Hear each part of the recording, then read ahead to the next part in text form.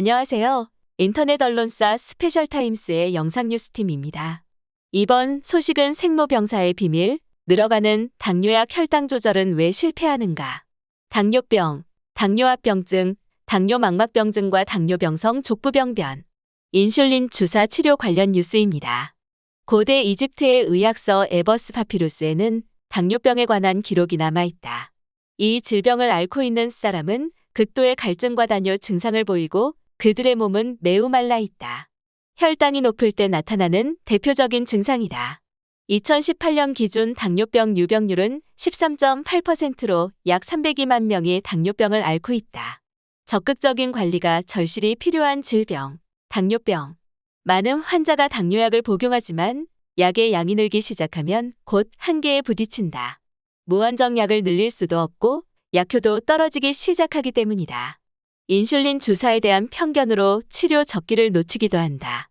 식습관과 운동 또한 당뇨병 환자들이 정확하게 알아야 하는 요소이다. 전문가들은 많은 당뇨병 환자들의 식단과 운동법에 문제가 있다고 지적한다. 당뇨병 환자들의 약은 왜 늘어나는지, 그리고 혈당 조절에 왜 실패하는지 약물, 식습관 그리고 운동법을 통해 KBS 1TV 생로병사의 비밀에서 알아본다. 당뇨합병증, 당뇨망막병증과 당뇨병성 족부병변. 당뇨합병증이 나타나는 대표적인 곳, 눈의 망막.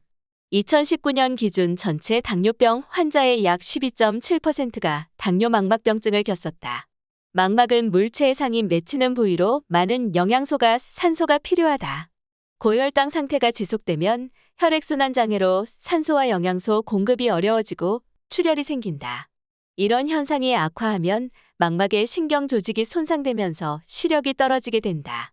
실내에서 선글라스를 쓰고 있는 한 남성. 당뇨망막병증으로 인해 생긴 눈부심 증상 때문이다. 왼쪽 눈에 생긴 당뇨망막병증으로 수술과 주사 치료를 받아왔는데 또다시 망막에 문제가 생겼다. 그의 눈에 어떤 문제가 생긴 것일까? 당뇨발로 알려진 당뇨병성 족부병변은 염증이 생기면서 발의 조직이 괴사하는 질병이다.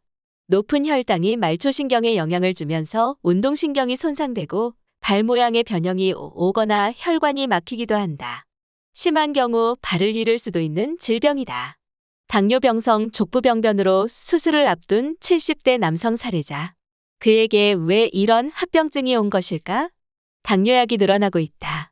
많은 당뇨병 환자들이 당뇨합병증을 걱정한다. 15년 전 당뇨병을 진단받은 한명화 씨는 늘어가는 당뇨약이 고민이다. 병원에서 알려준 방법대로 당뇨를 관리해 보려고 하지만 잘 따라하는 것도 잠깐.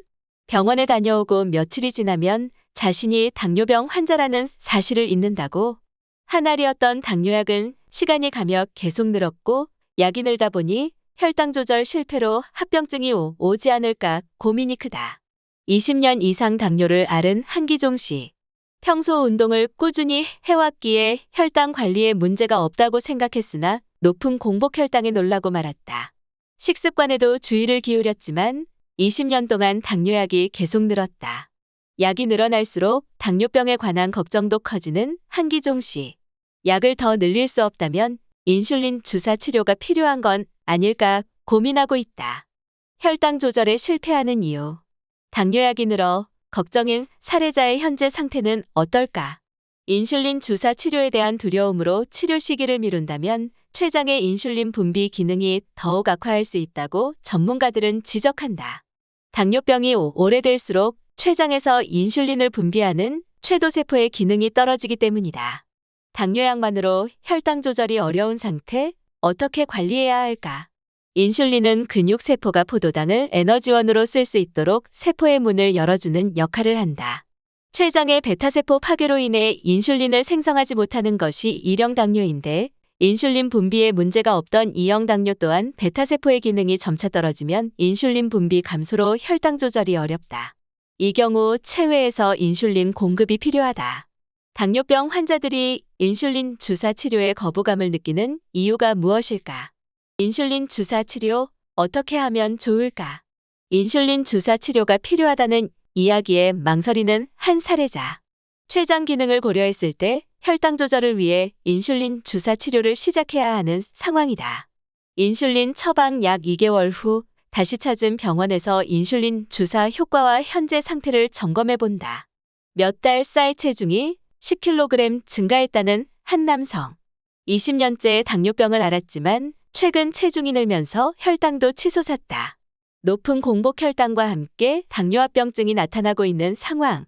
신경 손상으로 손발이 저리고 발에 큰 고통이 찾아왔다. 5년 전부터 인슐린 주사를 맞고 있지만 식사 후 급격하게 오르는 혈당 수치가 큰 고민이다. 그가 인슐린 주사 치료를 미뤘던 것을 후회하는 이유는 무엇일까?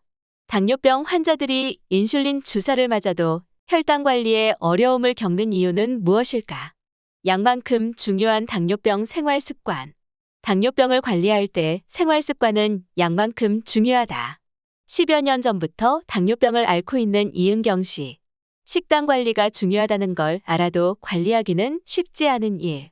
운동의 필요성도 잘 알고 있지만 하루 20분 이상 운동하기가 어렵다.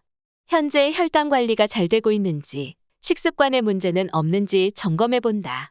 당뇨약뿐 아니라 식습관과 운동까지 전반적으로 개선이 필요한 사례자들. 불규칙한 식사 시간과 높은 열량 섭취, 그들의 식단에서 또 어떤 문제가 발견됐을까? 또한 혈당 조절에 어려움을 겪는 사례자들은 활동량이 거의 없거나 운동 강도가 약하고 근력 운동이 부족하다는 공통점이 있었다. 당뇨병 환자들에게 권장하는 운동법을 알아본다. 생활 습관 개선 후 혈당 수치는 어떻게 달라졌을까? 평생 관리하면 이겨낼 수 있는 당뇨병. 당뇨약과 식습관 그리고 운동법 교정을 통해 올바르게 혈당 조절하는 방법을 KBS 1TV 생로병사의 비밀에서 알아본다. 이상 스페셜타임스의 영상뉴스팀이었습니다.